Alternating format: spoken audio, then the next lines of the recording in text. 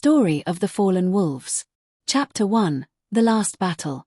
The dawn broke red over the fjord, not with the soft glow of morning, but with the crimson light of fire and blood. Smoke rose from the thatched roofs of the coastal village below, curling into the sky like the dark breath of Jormungandr himself. Seagulls screamed above the waves, circling hungrily, for they knew a feast of flesh awaited them. Upon the hill stood the fallen wolves, a brotherhood of hardened warriors whose names had already been sung in the halls of kings. Their leader, Eirik Wolfblood, raised his axe high, the edge notched from countless battles. His mail shirt clung to him, soaked in the sweat of battle's anticipation. Around him, his sworn brothers tightened their grips on shield and spear, their eyes burning with the fire that only warriors know when death walks close. "Brothers!" Eirik roared, his voice carrying across the din of approaching enemies. "Today we do not fight for land or silver, but for the right to die with honor. Today the Valkyries watch us. Let no man falter, let no man yield. Strike true, for the All-Father waits." A thunderous cheer rose from the fallen wolves. Each man knew his fate. There would be no tomorrow. The enemy force outnumbered them 5-1. Rival jarls, greedy for their lands, had brought steel and fire to claim what was left. But to the wolves, this was no cause for despair. It was the gift of a final stand. The clash came like a storm. Shields thundered against shields, spears cracked, and blades found flesh. The fallen wolves fought like beasts possessed. Kjartan the broad-shouldered swung his hammer, crushing helms with each blow, until 3 spears pierced his belly. Still he fought, bellowing laughter, before dropping to his knees with a grin carved on his lips. Svala the shield maiden, fierce as a winter gale, cleaved through foes 2 at a time, her hair matted with gore. An arrow pierced her throat, yet even as she choked on blood, she drove her sword into the heart of another man before she fell. Eirik himself was a whirlwind of fury, his axe painting arcs of death in the air. For every wound he suffered, he gave back tenfold. Yet even he could not fight forever. Surrounded, he dropped to one knee, his shield splintered, his vision blurring. He raised his eyes to the sky and saw the clouds parting. Through the smoke and the clash of war, they appeared, shapes descending on wings of silver and gold, armored maidens with spears that gleamed like the sun. The Valkyries. As Eirik fell back upon the blood-soaked earth, a strange peace filled him. The cries of battle grew distant, and the pain of his wounds dulled.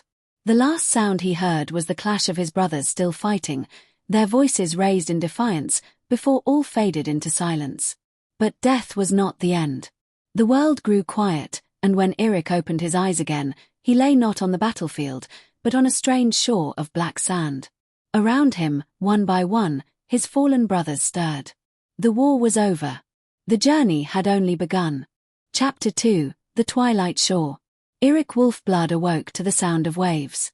The sea lapped gently against black sands, its waters glowing faintly with stars, as though the heavens themselves had spilled into the tide. A pale mist drifted across the shore, curling about the figures of the fallen, softening the jagged memories of blood and fire. He rose slowly, his wounds gone, though the scar of his axe hand remained. He flexed his fingers, confused, and then looked down at himself. His mail was whole, gleaming as if newly forged, and his axe rested in his grip, its blade shining with no trace of the gore it had drunk. Around him stirred the others. Kjartan, the broad-shouldered, blinked in wonder, patting his belly where once the spears had torn him. Svala, her throat unmarked, stood tall, her sword sheathed but her eyes sharp. One by one, the wolves gathered, murmuring in awe. "This is no battlefield," muttered Orm the Silent, his voice hoarse from disuse. He had seldom spoken in life, and his words now carried the weight of omen. "No," Eirik said, his voice steady, though his heart thundered. "This is something beyond." They turned their eyes to the sea. Across the horizon stretched a vast river of light, stars flowing like water, drifting upward into the mist. It was beautiful, but heavy with meaning, for every man and woman there knew the stories told beside fire in long winters. "The river Gjol," whispered Svala. "The path to the other world." As if to answer her, the air stirred with the rush of wings. From the mists emerged the Valkyries, radiant and terrible. Their spears gleamed, their cloaks shimmered with raven feathers, and their steeds' hooves struck sparks from the very air. They came not as maidens of mercy, but as warriors of fate, their eyes burning like northern lights. One dismounted, her armor wrought of gold and black, her hair a cascade of silver. She looked upon the wolves with stern pride. "You have died well," she said, her voice echoing as if spoken by many. "Your names are carved in the skein of fate. You are chosen." "Chosen?" Kjartan grinned. "Then Valhalla awaits us." "Perhaps," the Valkyrie replied. "But the road is long. Many paths lead from death, and not all end at Odin's hall. Some find only the halls of hell, or worse, the void where no song remembers their names." The wolves shifted uneasily. Even the bravest of them knew the terror of Dishonor, the dread of being forgotten. "What must we do?" Eirik asked. The Valkyrie raised her spear and pointed to the far end of the shore. There, faint through the mist, stood a bridge of bone-white stone arching over the river of stars. Its span glowed faintly, and beyond it loomed a vast plain of shadow and flame. "You must walk the road of swords," she said. "Prove yourselves again, though your mortal lives are ended. Beyond it lies the gate of Valhalla. There, the All-Father shall judge your worth." The wolves tightened their grips on axe and shield, their faces grim but eager. Death had not ended their battle, it had only changed the battlefield. As they set their feet upon the black sand, following the call of fate, Eirik glanced back once. The shore where they had awoken was already fading, swallowed by the mists. Ahead, the bridge gleamed like a challenge.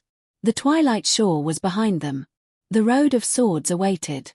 If you enjoyed this story, don't forget to subscribe to my channel so you won't miss more eerie and fascinating tales. Chapter 3: The Road of Swords.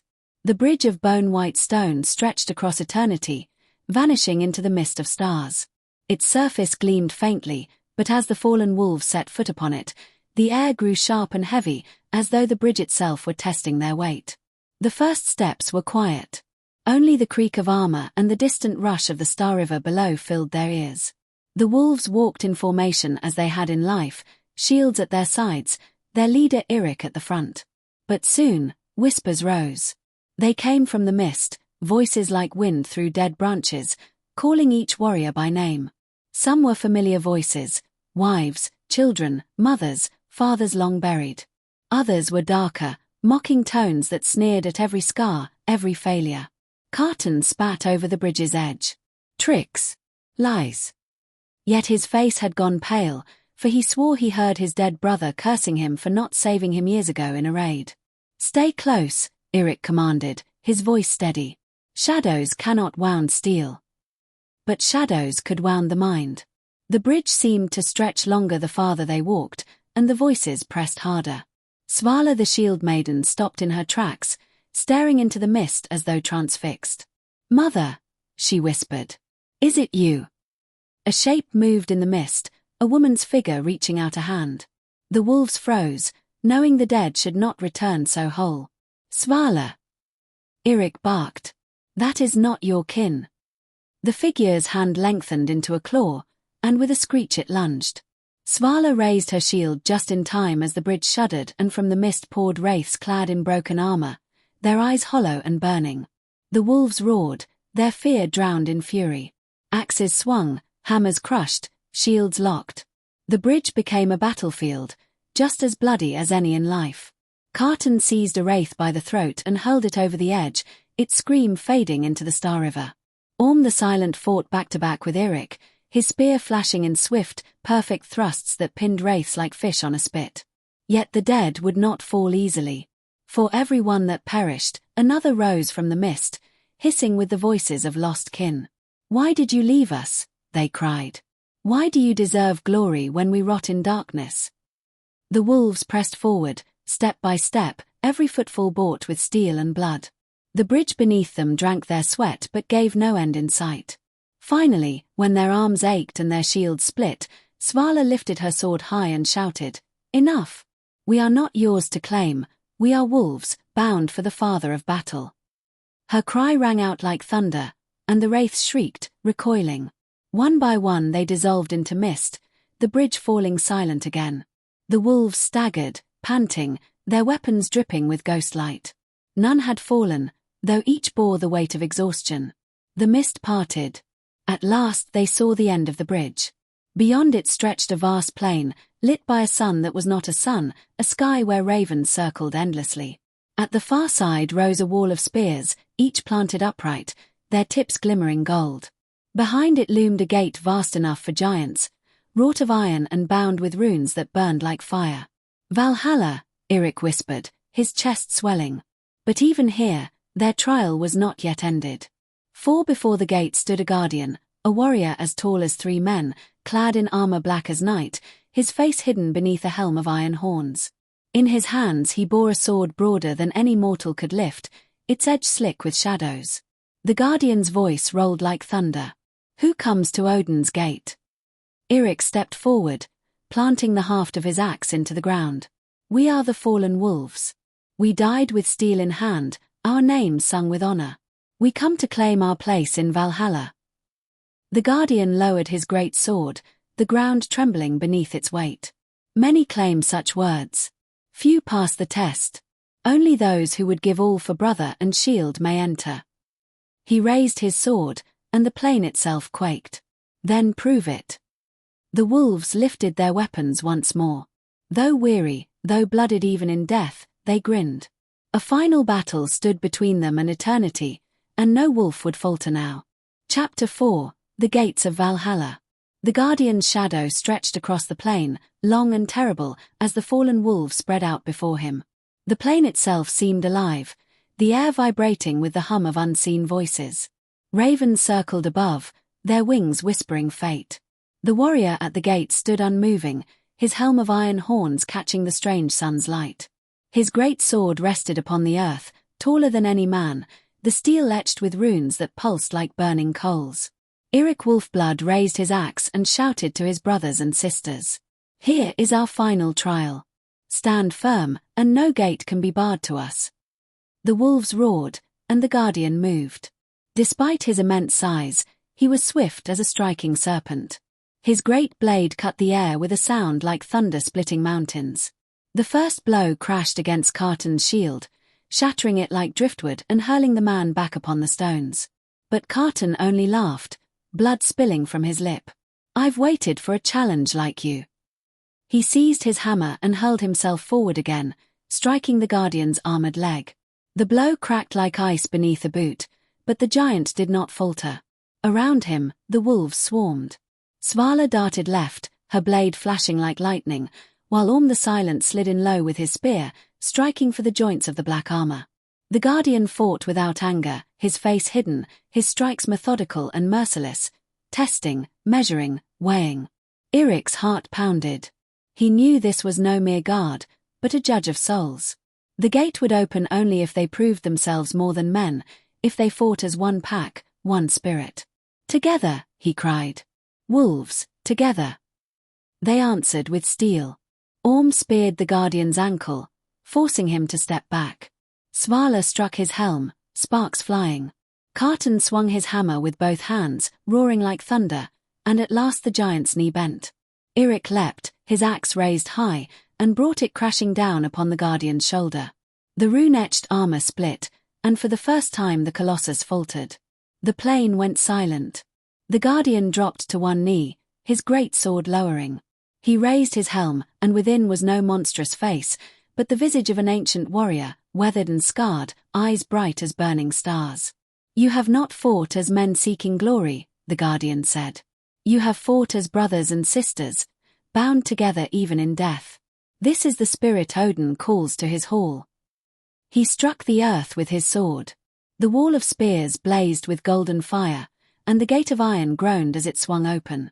From beyond poured light and sound, the clash of endless feasts, the laughter of warriors, the song of skalds, and the thunder of eternal battle.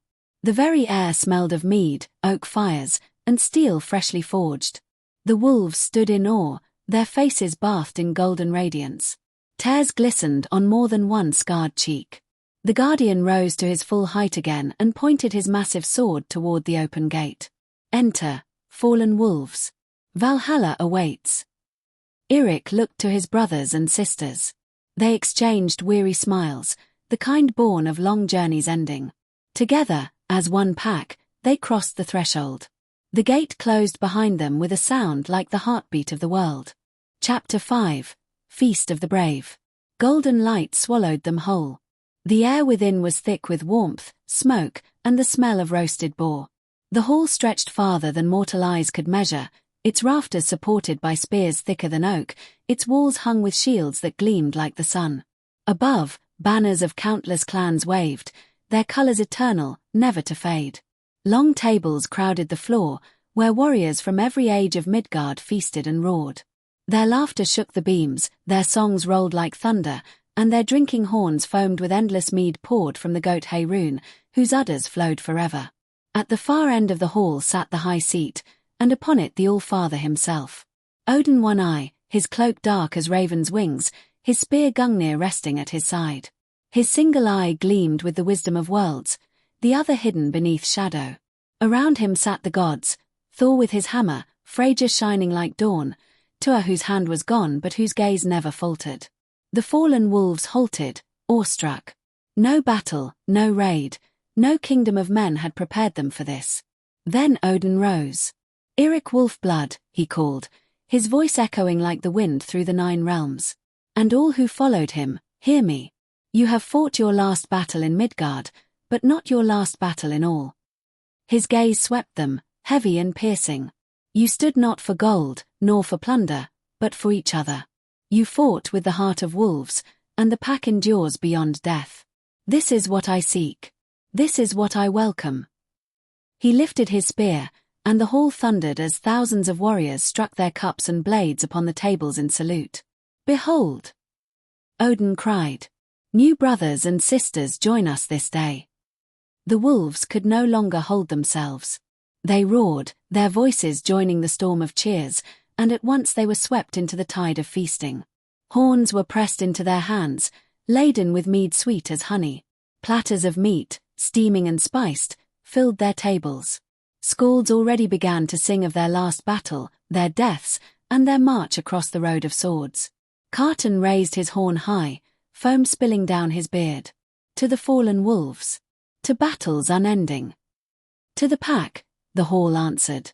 Svala sat with her shield across her knees, smiling as she drank deep, the firelight dancing in her eyes.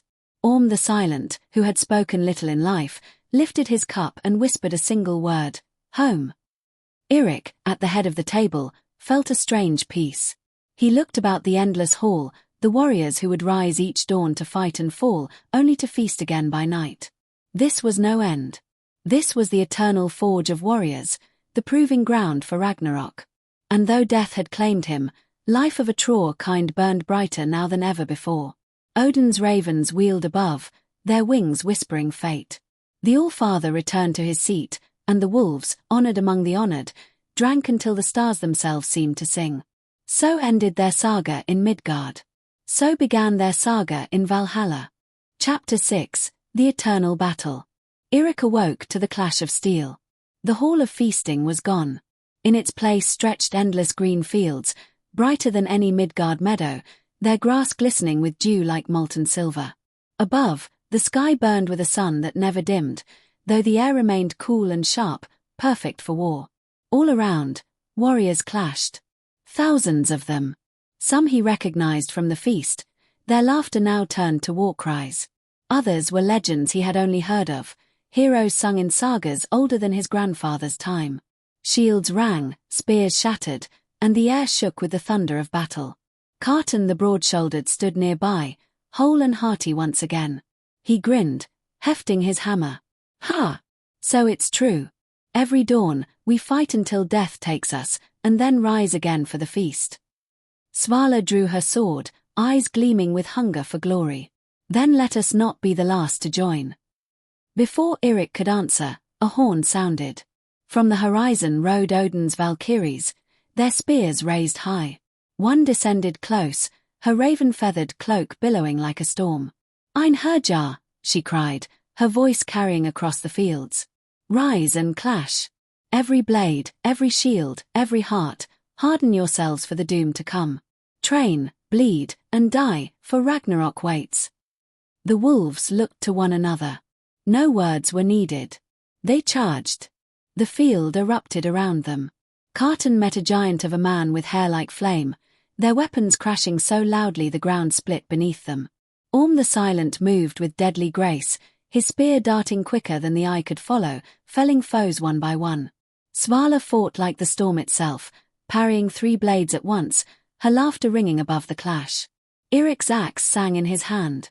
Every foe he struck fell, only to rise moments later and strike again.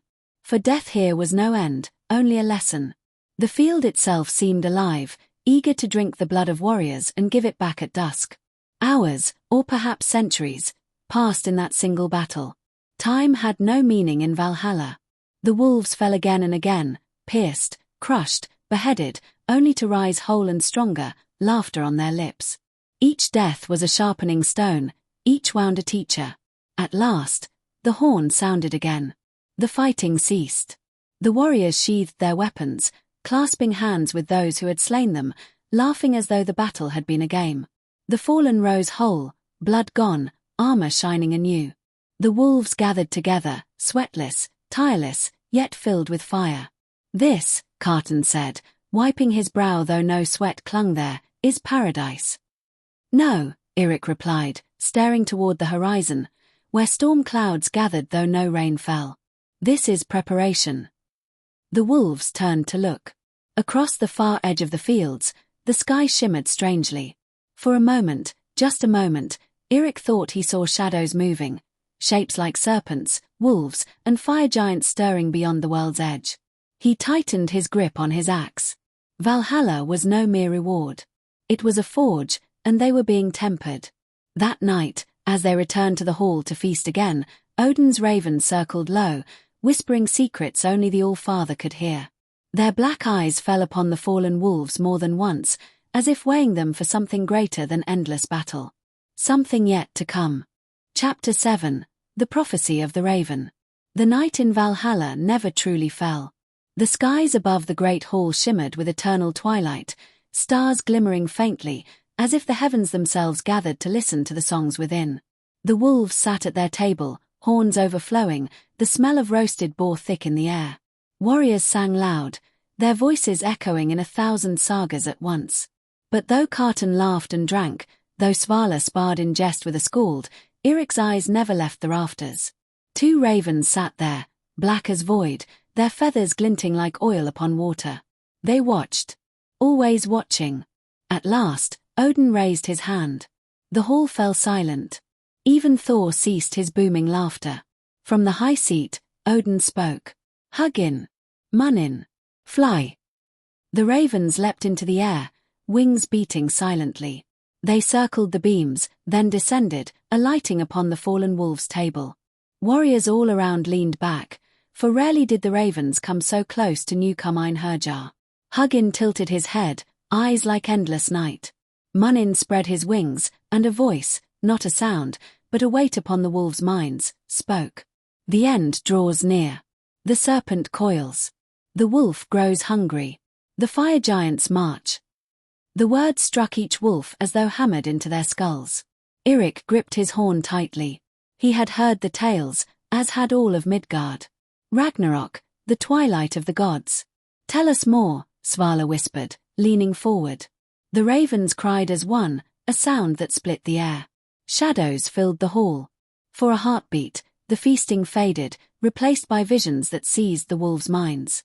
The sky split in flame as Surtur, the fire giant, raised his sword of burning. The sea boiled, and from its depths rose Jormungandr, the Midgard serpent, spewing venom that poisoned gods and men alike. The ground shook with the steps of Fenrir, the wolf vast enough to devour the sun, his jaws dripping with blood. The gods themselves falling, one by one, the 9 realms burning to ash. The wolves staggered back, breathless. The visions clung to them even after the hall returned to light and song. Kjartan slammed his hammer upon the table, rattling cups. "If doom comes, let it. We shall fight the giants as we fought in life." But Odin's voice cut across the table, low and heavy. "It is not so simple. Even the greatest may falter. Even the bravest may break. You are chosen, wolves, not only for your courage, but for what lies within you yet untested." His one eye gleamed, bright as a burning star. You will be tried. The ravens will show you paths unseen. Fail, and you are nothing but bones beneath the tide of fate. Endure, and you may stand at my side when the last horn sounds. The wolves sat in silence. Even Kjartan's boldness waned. Orm the Silent finally spoke, his voice soft but firm. Then test us, All-Father. We are wolves. We do not run. A faint smile touched Odin's lips. He raised his horn, and the hall roared again with laughter, as though the vision had never been. But the wolves could not forget. That night, when others slept upon benches, they gathered apart. Did you see it? Svala asked, her voice hushed. The serpent, the wolf, the flames. Eirik nodded, his jaw set. I saw. And I swear this, whatever fate awaits, we will meet it together. If Ragnarök comes, the fallen wolves will not be forgotten. Above them, the ravens circled once, their eyes glinting like blades in the dark. The prophecy had been spoken. The trial awaited. Chapter 8, The Test of the Gods. Dawn in Valhalla had no warmth. The eternal twilight seemed to harden the earth itself, turning the fields of training into a stage for destiny. Eirik and the wolves were summoned to the high seat. Odin sat, cloaked dark as storm clouds, Gungnir resting across his knees. His one eye shone like molten silver. Around him stood Thor, Freyja, Tuar, and Heimdall, each radiating power that made the wolves' skin crawl and their hearts pound. You have feasted, Odin said, and you have bled. But feasting and fighting are not enough. To stand at my side when the last horn blows, you must endure what gods demand of you. Only then will your pack remain whole. With that, a great horn sounded, and the hall dissolved around them. They found themselves in a realm that was not Midgard, not Valhalla, but a shifting mirror of both, a labyrinth of stone and mist, lit by fires that burned without smoke. A voice echoed, deep as the roots of Yggdrasil. Enter. Face your trial. Fail, and you return to Midgard as shadow. The wolves hesitated. Eirik gripped his axe. We do not run. Each was pulled into a separate trial, the mist swallowing them one by one. Kjartan, strength tested. Kjartan found himself on a cliff that seemed to float in the void. Before him rose a monstrous figure, larger than a mountain, armor black as night. You are strong, it rumbled, but are you stronger than despair? The creature struck. Each blow threatened to crush Kjartan's bones, yet he stood, countering, grappling, and striking with all his might. Hours, or what felt like eons, passed. Finally, Kjartan lifted the beast and hurled it into the abyss, proving that raw strength alone was meaningless without endurance and heart. Svala. Courage tested. Svala awoke in a forest of shadows. From the darkness emerged visions of those she loved in Midgard, family, friends, even her enemies, pleading for help, trapped in flames. The whispers told her to flee, to abandon the fight. Svala drew her sword. I will not run from what must be faced, she said, stepping into the fire. The illusion screamed, the forest shook, but she pressed forward, cutting through shadows until dawn's light shattered the deception. Courage, she learned, was the will to stand when the world demanded surrender. Orm. Cunning tested. Orm the Silent found himself in a labyrinth of mirrors. Each reflection twisted, showing him versions of himself that had betrayed the pack, that had fled when courage failed. You are your own enemy, a voice hissed. Orm navigated the maze, learning to anticipate not only the path but his own mind. Each false reflection fell away until only truth remained. He emerged, silent but wiser, understanding that cunning was not deception, but clarity in chaos. Eirik. Loyalty tested. Eirik awoke on a bridge of ice above a void, Kjartan, Svala, and Orm standing on one end, held hostage by shadowy hands reaching from below. A voice spoke. Save yourself, or save them. Choose. Eirik's heart wrenched. If he jumped to safety, he would live, but alone. If he leapt to save his pack, he might die. Eirik ran, fear tearing at him, and caught each in turn. Ice shattered beneath him, shadows clawing at his arms, but he did not falter. He landed with his pack safe, battered but unbroken. Odin's voice thundered. Loyalty binds the pack. Without it, even the greatest falls. As the trials ended, the mist dissolved, and the wolves stood together once more on Valhalla's fields. Their armor was scorched, their bodies exhausted, but their spirits burned brighter than ever. Odin descended, his one eye gleaming. You have endured what few mortals, and fewer gods, could. The prophecy comes closer. Ragnarök waits, but you are no longer mere warriors. You are a pack forged by fire, cunning, courage, and unbreakable loyalty. You are ready. The wolves looked at one another, understanding in silence what words could not capture. Somewhere far above, the ravens circled, their eyes gleaming with secrets yet untold. Chapter 9: The Shadow Beyond the Gate. The wolves' victories in the trials gave them a restless strength. Their bodies moved with a precision honed in the eternal battles of Valhalla. Their minds burned with courage and cunning, sharpened like blades. But even in the endless halls and fields of Odin's fortress, a shadow lingered, subtle, silent, and full of ill intent. It began with whispers. Not in the tongues of men or gods, but in the ancient, curling language of the dead and the forgotten. They slithered along the edges of the hall, slipping into dreams of the wolves as they feasted. Shadows that seemed to shiver in corners where no light should bend. Eirik was the first to notice it. At dawn, when the horizon bled violet and gold, he saw a fissure in the sky, a jagged line that pulsed like a wound. From it came shapes, grotesque and wrong, twisted forms that were neither giant nor man, neither beast nor spirit, but something older than Odin himself. Kjartan, Eirik said, voice low. Do you see that? Kjartan's grin faltered. I feel it. Something watches. Something waits. Svala joined them, eyes narrowing. It is not of Valhalla.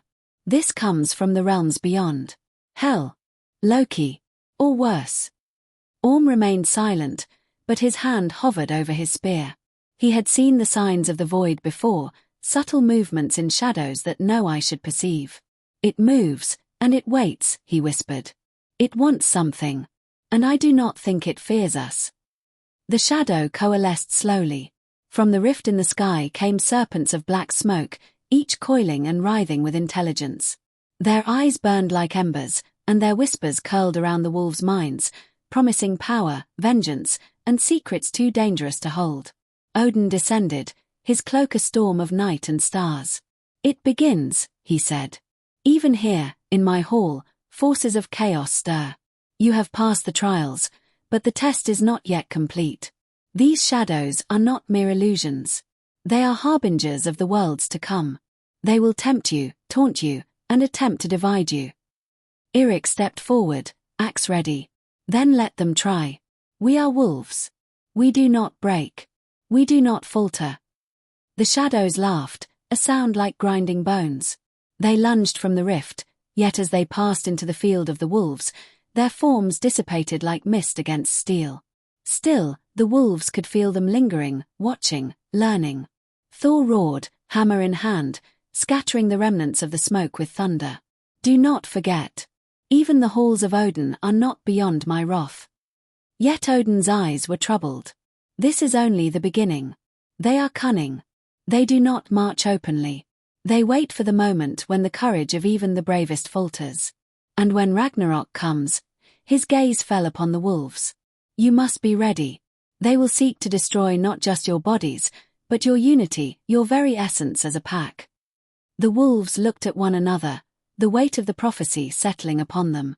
Valhalla had been a forge, the trials had tempered their souls, but now they realized that the ultimate battle might come not from giants or serpents, but from shadows that could slip past even Odin's vigilance. Eirik tightened his grip on his axe. Then we watch. We train. We wait. And when the moment comes. Kjartan finished the thought with a grin, teeth flashing. We fight. High above, the rift pulsed once more, a heartbeat of darkness. Somewhere in the 9 realms, forces stirred. Somewhere beyond the gates of Valhalla, the final storm began to gather. And the wolves, the fallen wolves, stood ready. Chapter 10: The Call to Arms. The fields of Valhalla stretched endlessly, a golden expanse of grass and stone, dotted with the thousands of Einherjar readying for battle. The fallen wolves, Eirik, Kjartan, Svala, and Orm, stood together, their weapons gleaming in the ethereal light. The air thrummed with anticipation, a heartbeat that carried through the halls and into the 9 realms themselves. Odin stood on a high dais, Gungnir glinting in his hand. The sky above rippled with faint, dark fissures, the shadows of the unknown stirring still. Yet the god's one eye burned with authority and calm. "You have been tempered in trials," Odin's voice echoed across the fields. "You have feasted, fought, and proven yourselves loyal, courageous, and cunning. But the greatest trial is yet to come. Ragnarök approaches. The 9 realms will tremble, and the threads of fate will be tested. Only the worthy may stand at my side when the last horn sounds." Thor stepped forward, Hamamjolnir crackling with divine lightning. "Let all who wish to see the end of the world know, Valhalla does not cower. We strike, we fight, we endure." A great horn blew, shaking the very stones beneath the wolves' feet. Warriors across Valhalla raised their axes, swords, and shields, their battle cries echoing across the plains. Even the ravens, Hugin and Munin, circled overhead, their eyes gleaming with the knowledge of what was to come. Eirik tightened his grip on his axe. "This is our time," he said, voice carrying through the ranks. "We are no longer mortals. We are wolves, forged by fire, tested by the gods. Together, we will stand. We will not falter. We will not fail." Kjartan bellowed, slamming his gauntlet against his shield. "Let the giants come. Let the serpents rise. We will face them all." Svala and Orm exchanged a determined glance. Svala's sword sang as she spun it in her hands. Orm's spear caught the light, sharp as fate itself. "For the pack," Svala whispered. "And for Valhalla," Orm added. The wolves moved to the center of the field, where Odin, Thor, and the gods awaited. Around them, the army of the Einherjar formed in ranks, ready for the coming storm. Above, the fissures in the sky grew darker, hinting at the enemies that waited beyond the 9 realms, lurking and scheming. Odin's voice rang one final time. "Prepare yourselves, all who dwell in my halls. The horn of war will sound, and the twilight of the gods will begin. Let none falter, let none yield. Stand firm, wolves of Midgard. Stand firm, warriors of Valhalla. The time has come." The wolves raised their weapons high, their hearts beating as one. Thunder rolled across the sky, lightning streaked through clouds, and the first tremors of Ragnarök shook the fields. In that moment, the fallen wolves understood fully what it meant to be chosen. The trials had shaped them. The shadows had warned them. The prophecy had prepared them. And now, the final storm was upon them. With a single, silent nod to each other, they charged forward, together, as a pack, ready to face the chaos, the fire, and the destiny that awaited beyond Valhalla's gates. The horn sounded again, louder and more terrible than before. The battle for the 9 realms had begun.